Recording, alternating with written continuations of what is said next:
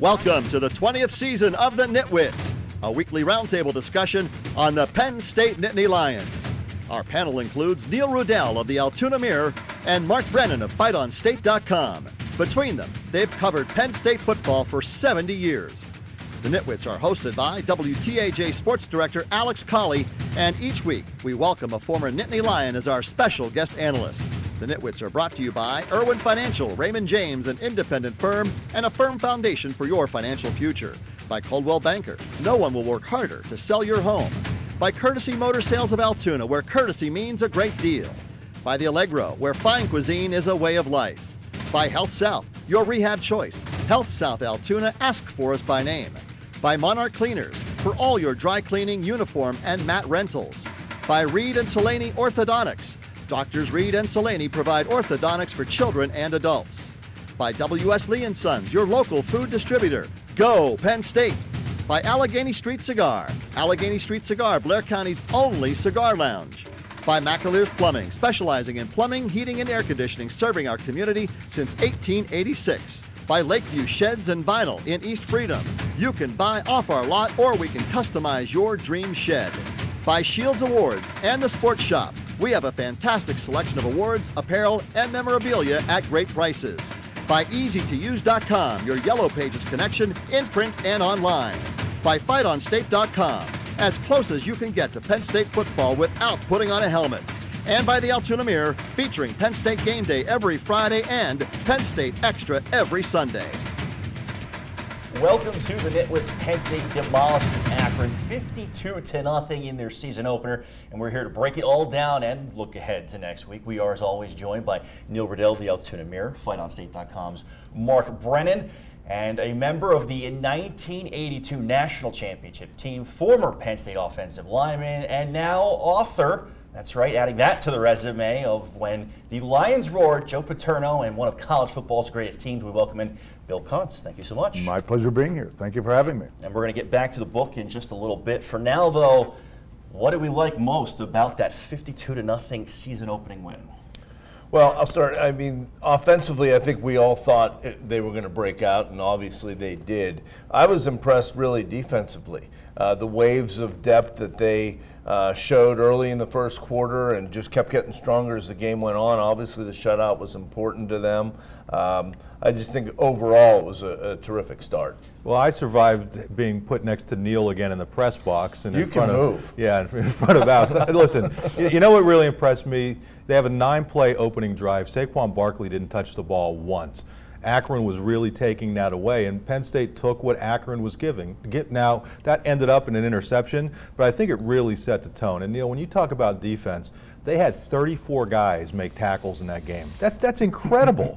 So they didn't have one guy making 15 tackles. They were able to get all these young players out there. That defense, I don't know if there's a superstar on that defense, right, but they are so deep and so athletic, so fast. And, I mean, again, the numbers speak for himself. 34 guys make tackles. Nobody made more than 5. I mean, it was just an unbelievable effort by the defense. Yeah, and my observation as a former player is simply that, you know, we're here talking about a defense. This offense just, oh, by the way, you know, scored 52 points, didn't look like they really struggled in doing it. It was 35-0 at halftime. It was evident by having Barkley and McSorley play as much as they did in the second half that I think there's a little bit of a showcasing thing, which is exciting to see. Saquon Barkley is a talent, and I'm glad Penn State fans got to see him play. But clearly evident that Penn State, they've got a versatile offense. They've got an arsenal. They've got weapons. I couldn't even keep track of how many different players that McSorley threw the ball to. He threw accurately. He's hitting guys in stride. Holes were wide open. I realize it's Akron, but this bodes well that it appears to be a continuation of what we saw in the latter half of 2016. Yeah, when you're completing passes to another quarterback, that's telling you that and he's actually gaining yardage. That's telling you have some weapons. You do. It's been a while till people could really be excited about an offensive line there. And Bill, I'd like your opinion on, because these guys look like they're going to be the real thing as they continue to grow up. They're young. The center was McGovern. Was his first start. He made a few high snaps, but this line looks like it's going to grow into a strength. Yeah. It's early, and it was Akron. Two important keys to factor in, and Joe Paterno would always, Dick Anderson as well, would always pass judgment on the progress you'd make from week 1 to week 2. And you certainly didn't want to regress. You certainly wanted to learn from mistakes that you made, but they are young. What I like, again, is the fact that they've got a skill set that arguably is the best in the country. So that's a great feature to have in a group that is still learning and is still going to be accountable to play some pretty strong opponents here as the Big Ten schedule starts. Bill, you played in an era when the offensive linemen were, what, 260, 270, if that. These guys, you have a guy like Bates who's 315. Yeah. I mean, Chaz Wright, 360. I mean, it's unbelievable how the development has happened. Can you address that? How they're just, is it just it's people evolution. getting bigger? Yeah. Joe DeLamalure was a teammate of mine. He was 13th year in the NFL when I arrived in Cleveland as a rookie in 1983, and he marveled at how mobile bigger people were getting even at that time. The 6'3", 230s. Linemen weighed 230 and 240 in the early 70s, and that was considered big. Joe Paterno, while I was at Penn State, put weight limits on most of us. You weren't allowed to exceed a certain weight. I detail in the book a little bit about Dave Laub from Fair Lawn, New Jersey.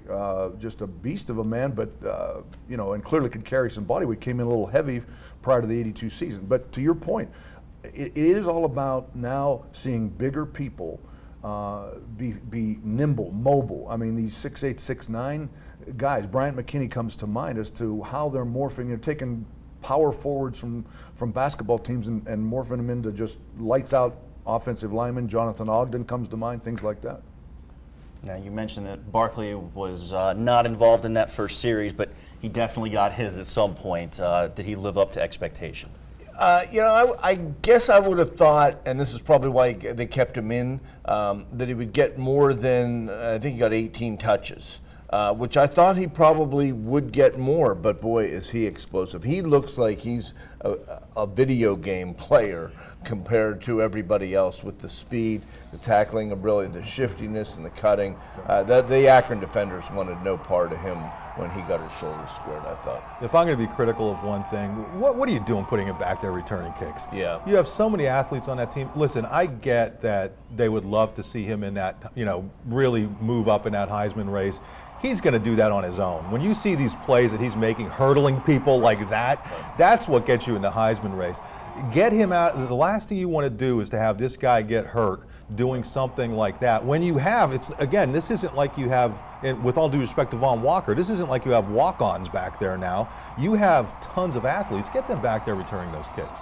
It's a great point. And games like Akron enable a coach, if it gets out of hand early, to play it, to see what kind of depth you really have. I really saw no reason why those guys, to your point, why is he returning kicks? We've got Miles Sanders doing it last year as a true freshman. We've got some other people. Let's try those guys out. But keeping those guys in, they're obviously proven commodities. So what are we doing? Let's keep them healthy. Let's also let's give some other guys some much needed playing time, get them exposed to this, and be ready in case there are injuries. Especially with a 35-0 lead. It's one thing last year when you fell behind, I think in Rose Bowl. Absolutely, he was back there. It's different. But I think it's a conscious effort to get him some more stats and get his all-purpose numbers to a point, because maybe he's not going to get quite as many carries or wasn't yesterday. And we're the only ones who can find something negative out of that game. Yeah. And I'll take it on me. It's usually Mr. Wet Blanket over there, Neil, but yeah. I'm the one who brought it up this week, people. All right, well, we're going to take our first break, but when we return, the Nitwits are going to, yes, nitpick. Don't doubt us. We can do it. We've got more when we return.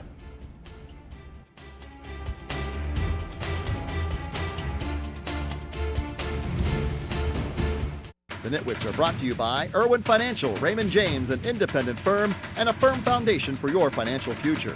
By Coldwell Banker, no one will work harder to sell your home. By Courtesy Motor Sales of Altoona, where courtesy means a great deal. By The Allegro, where fine cuisine is a way of life. By Health South, your rehab choice. Health South Altoona, ask for us by name. We now return to the Nitwits. A roundtable discussion of Penn State football. Welcome back to the Nitwits. We continue to discuss Penn State's 52-0 victory over the Zips on Saturday. We've heard the good and the praise. What areas did the Nittany Lions need to address before heading into next week? Well, I'm not crazy about, with a 38-0 lead, still having your starting quarterback in there and your your great running back, and still throwing. That's something new to us old schoolers. But then I watched Alabama and Florida State last night, and you want to talk about big boy football, and that's what James Franklin is building and getting his team ready to play later in the year. So I do understand that you can't only play. I said to you at halftime, how many series is McSorley going to get? You said 1, and he ended up playing about 4 more. He still was in the game. I'm rarely wrong, but I was then. So I can kind of see that. I agree with you on the kickoff situation, but I kind of would justify making sure these guys. Bill, you probably can speak to it. It may have been that Coach Franklin had these guys on a play count, much the same as a nowadays in Major League Baseball. There's a pitch count. Maybe he had certain plays he wanted to run or certain looks he wanted to give his offense. You can always work on some things. There was not a lot wrong, but that doesn't necessarily mean that we're ready to go down to Columbus, Ohio State, and take those guys on. It's early, and again, I'm sure the coaches right now are breaking down film or pointing out to these players that it's a great start. We've got a rival game coming up here in 6 days. Let's focus on that next game and limit it to that. Yeah, I mean, one veteran player, Deshaun Hamilton, and he's been around enough that I think we could be a little bit critical. He had a couple balls that I think he probably should have gotten. Hopefully that's out of his system. He had a tough game against Pitt last year. I'm sure he's going to be motivated for this week's game. But overall, I mean, again, we're nitpicking here. You know, this is when you win 52 to zip, you're kind of nitpicking. Davis missing the field goal. Again, he's been money. If you're going to miss one, miss it in this game. Maybe he got that out of his system. And I thought Alex Barbier, when he got a chance to come in and kick off, he looked like the moment kind of got to him. A redshirt freshman kicker, if they hope to use him at some point in that role, hopefully he gets his feet under him a little bit. But you talk about Hamilton, and I think as the receivers in general, Johnson did a good job in his first real breakout game. But Hamilton had a shot at 3 balls. One was an easy catch over the middle. And both Blacknall didn't catch a pass, which was a surprise, and also Charles didn't catch a pass, and both of them had late penalties on them. So. Yeah, when you have Gesicki catching 6 passes, he's almost like another member of that wide receiving core. I know he's obviously a big tight end, but when he's catching 6 balls, that's taken away from somebody out there. They have so many weapons there in the receiver core that you are going to see games when somebody maybe disappears a little bit because people are probably trying to take them out of it. So, Tompkins had, a couple catches, 1 or 2 catches. Polk, they tried to get involved. So there were a lot of people involved. I think that's the more important part than making sure everybody gets a catch. I think just making sure you spread the ball around. The receivers did block well, and Tompkins, you mentioned, had a great game as a punter. Hard to believe they hadn't had a punt return for a touchdown since Derek Williams in 08. Yeah, you like to see special teams execute early, and clearly we've got talented people, big play people with speed, elusiveness. It was encouraging to see that. They were hitting on all cylinders yesterday. Is that a sign of things to come? Let's hope so. They need a little bit of adversity. Maybe the weather was just that, and they handled the ball flawlessly. I didn't sense too many mishandled snaps or fumbled footballs as well. So it was an encouraging start. Let's move on to Pitt. Yeah, Derek Williams is the sideline reporter for the Penn State Radio Network. I had a chance to talk to him quickly after the game. Nobody was more jacked up and amped up about Tompkins doing that. He was genuinely, and as a former player, I'm sure you appreciate that. Nobody probably enjoyed them winning a national title in '86 than you did, having gone through it yourself. The only players on that sideline that are a little antsy are the defenders that have to go out and get on the field a lot more quickly than that. But it's exciting because the special teams practice so hard and it's so infrequent that you bust one and run it to the house and everybody gets down to celebrate. It jacks the crowd up. I mean, it's encouraging to see it, and we hope to see more of it. I think we have the potential to do so on a frequent basis. Well, that's where having all the scholarships back helps. I mean, you have so much more depth and so many more athletes. And the attendance yesterday, considering it was a driving rain for before the game, this was the first north of 100,000 for a home opener since 2010. Good. All right. Well, it's halftime here on the NitWits, but when we return, we're going to turn our attention to Pitt, and we're going to talk to Bill about his book. The NitWits will be right back.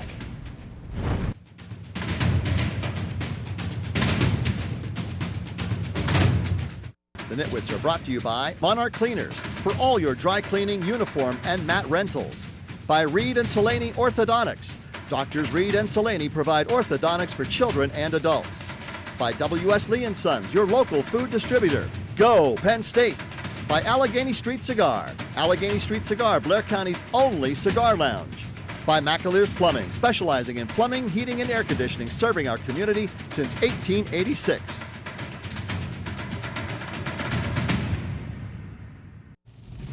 Hi, I'm Penn State offensive line coach Matt Limegrover, and you're watching the Nitwits. Welcome back. Joining us in the chair this week is Bill Kuntz, a member of the 1982 National Championship team and an author. When did you decide it was time to tell your stories?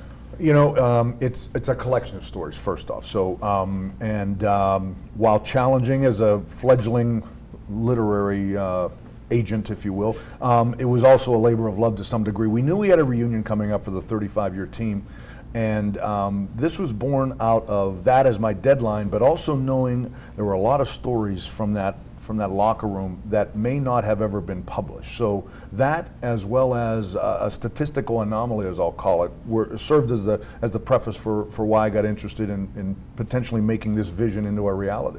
Well, I've gotten through enough of the book so far to tell you that you're a good storyteller. Anybody that has a real appreciation, not only for Penn State football, but particularly the 80, 81, 82 era, just some really neat behind-the-scenes stuff, how you guys were so overconfident against USC in the Fiesta Bowl and whatnot. You hang your hat in the book about you think the 82 team, you try to build a case that it is the greatest team of all time, not just at Penn State, but in college football history. I water that down to say one of the greatest, and it's based on the schedule we played. I had stumbled on some statistics early on in 1991 or 92. I got done playing, and I flip open the college football encyclopedia, this 10-inch thick book, and it just happens to open on schedule strength.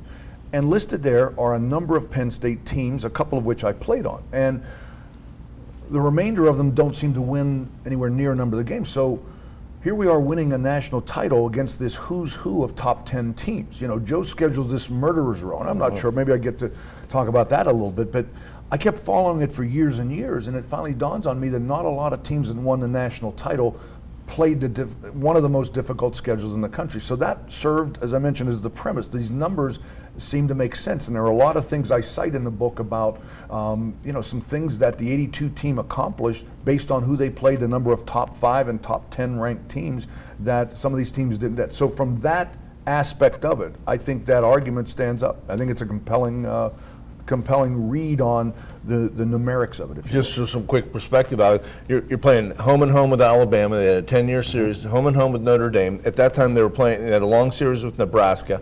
They were playing Miami, and the East was a beast. Yep. Marino was at Pitt. Hostetler had transferred from Penn State to West Virginia. Flutie was at BC. Syracuse was good. I mean, it just was a tremendous era of games, and you guys had like a great offense. Wasn't that the first team that won a national title throwing for more yards than rushing? Joe recognized, much like James Franklin probably, is what he has to work with. And in 1982, we returned minus Sean Farrell, Jimmy Romano, Mike Munchak. Our offensive line is gutted. We got to move some pieces around. So obviously running the ball may be a little bit of a challenge, more so than what we'd experienced. But we had Greg Garrity, Kenny Jackson, Kevin Bow, Mike McCloskey at tight end, John Williams, Joel Coles. This skill set, every one of those guys played professionally. Kurt Warner, I didn't even mention Kurt, the great Kurt Warner. So, to the schedule. I wrote this and I'm thinking to myself, well, how did I have the misfortune to choose Penn State and we're just lining up teams, Alabama or Nebraska one week, Alabama the next, and so forth. My conspiracy theory, literally conspiracy theory, is that Joe maybe walked down his office after the 68 and 69 and 73 teams all finish undefeated, get no recognition whatsoever. Probably walks down to Tarman's office, Jim Tarman, and says, look, I want to schedule every team that's won a national title after. We'll just show the nation. We'll find out whether or not we're good enough to play. So he schedules Alabama, and he schedules Notre Dame, right? I mean, who does that unless you're confident enough to know you've got some talent here to be able to handle that type of challenge? The 82 team won the national championship. Was it better than the 81 team? I get that all the time.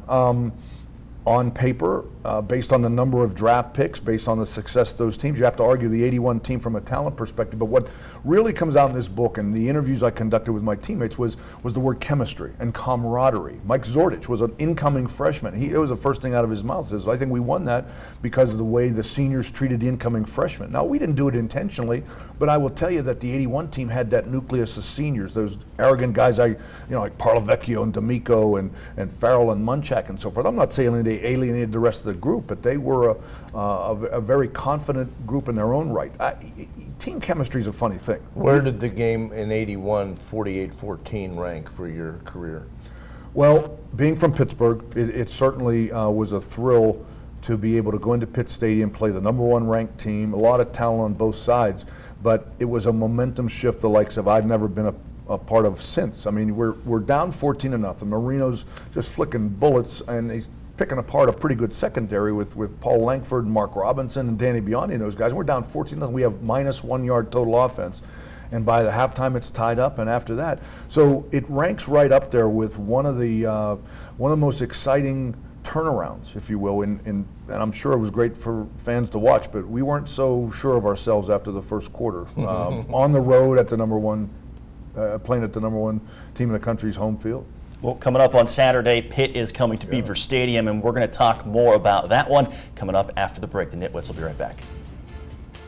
The Nitwits are brought to you by Lakeview Sheds and Vinyl in East Freedom. You can buy off our lot, or we can customize your dream shed. By Shields Awards and the Sports Shop. We have a fantastic selection of awards, apparel, and memorabilia at great prices. By EasyToUse.com, your Yellow Pages connection in print and online. By FightOnState.com, as close as you can get to Penn State football without putting on a helmet. And by the Altoona Mirror, featuring Penn State Game Day every Friday and Penn State Extra every Sunday. It's prediction time. Pitt Panthers coming to Beaver Stadium on Saturday. Gentlemen, how do you see this one playing out? Well, I think, Franklin has really tried to address problems of the past. He started with the fast starts yesterday. He tried to get that fixed. And last year was a problem at Pitt, but I think he remembers that. I'm going to say Penn State pretty decisive, 42, Pitt 17. I'll go 45-27. I think Penn State's going to score a lot of points, but I think Pitt has a much better offense than what you saw versus Akron. I think you're going to see this with Penn State some this season, where they're able to score a lot of points, and that's going to give teams more possessions, and they're going to be able to score some points. But I think it's going to be decisive. They're not going to admit it, but I think there's still something stuck in their craw about the way maybe they were treated out there at Pittsburgh last year. Yeah, it's a rivalry game. You can't take that away. You can't minimize the fact that Narduzzi is going to really sell up the fact that last year they beat Penn State at Heinz Field. They beat Clemson on the road. Yeah. They're road warriors, and if you instill that kind of mindset, then it becomes a very competitive aspect of it. I know Penn State fans want to see see some revenge for last year, but I also see a 45-28 kind of result. Penn State's way. And I'm going to go with 48-3. Bill, real quick, where can people get your book? That book is available in selected stores, Barnes & Noble, also online at Amazon.com, BarnesandNoble.com, Triumph Books, Google Books, any place like that. I'm hopeful folks find it an interesting. When the Lion Roar, just Google it. Mark Brennan, we're all chasing him. He's Nitwit of the Week. Thanks for watching. The Nitwits are brought to you by Irwin Financial, Raymond James, an independent firm, and a firm foundation for your financial future. By Coldwell Banker, no one will work harder to sell your home. By Courtesy Motor Sales of Altoona, where courtesy means a great deal. By the Allegro, where fine cuisine is a way of life. By Health South, your rehab choice. Health South Altoona, ask for us by name. By Monarch Cleaners, for all your dry cleaning, uniform, and mat rentals. By Reed and Solani Orthodontics. Doctors Reed and Solani provide orthodontics for children and adults. By W.S. Lee & Sons, your local food distributor. Go Penn State! By Allegheny Street Cigar. Allegheny Street Cigar, Blair County's only cigar lounge. By McAleer's Plumbing, specializing in plumbing, heating, and air conditioning, serving our community since 1886. By Lakeview Sheds and Vinyl in East Freedom. You can buy off our lot, or we can customize your dream shed. By Shields Awards and the Sports Shop. We have a fantastic selection of awards, apparel, and memorabilia at great prices. By EasyToUse.com, your Yellow Pages connection in print and online. By FightOnState.com, as close as you can get to Penn State football without putting on a helmet. and by the Altoona Mirror, featuring Penn State Game Day every Friday and Penn State Extra every Sunday. Thanks for watching, and we'll see you next week.